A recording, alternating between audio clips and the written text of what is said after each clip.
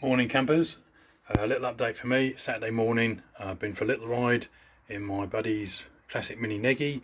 We had a cheeky McDonald's breakfast and we've been to pick up some parts for Benny. So what are we doing next? So next I really want to be getting this scuttle panel fitted in. So looking at what's going on, I found these dodgy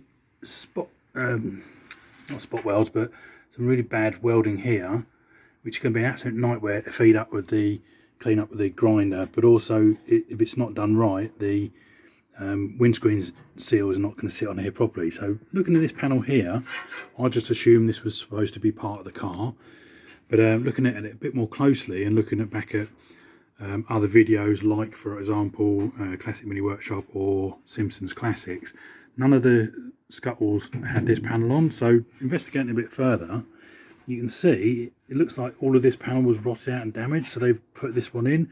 It's all been done quite badly, so I'm going to take this off, cut out all of the dodgy welding and see whether we can do something better with that. So that's going to be the next task before we put the seal on, is to sort that out.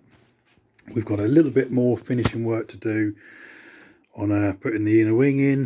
It needs the couple of plug welds done there, and then on the door skin down here, just about see there's a few of the old where I've done the plug welds here. A few of them needs a little bit more weld in there before we can then just put a little bit of filler over it to make it look a bit nicer. Then that's done, and then we'll be sort of thinking about getting the floor pan in. But for me, getting the scuttle panel on is definitely got to be the next plan. So what have we got?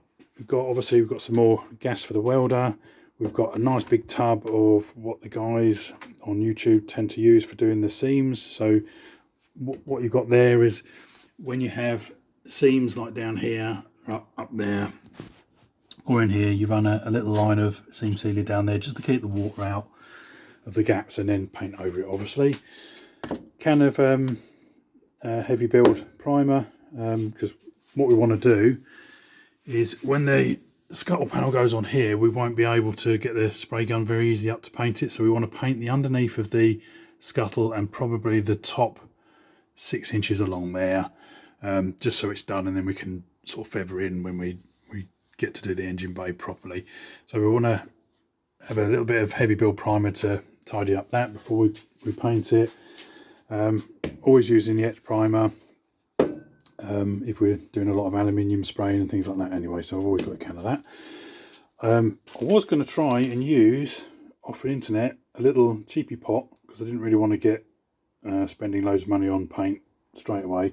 Unfortunately, the paint that come from eBay was the wrong colour, so that's been refunded. But also I found out these are potentially acrylics, and if you go over them with the cellulose or the in my case polyester ones, going forward it's going to crinkle, so you end up with all sort of paint issues. So I actually decided not to do that, and I went to the proper body shop and said, right, what am I going to paint it in, what options do I have, how am I going to do it?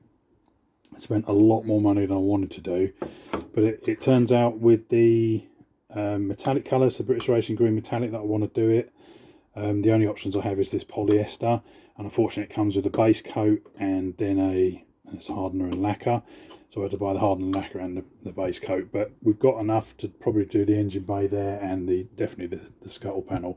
First time I'll be doing base coat and lacquer, so you're effectively spraying things twice. But let's see, let's push those boundaries and see how we get on with that. So just a quick update for me, and then we'll be looking to work on getting that scuttle panel on. Ta-da for now.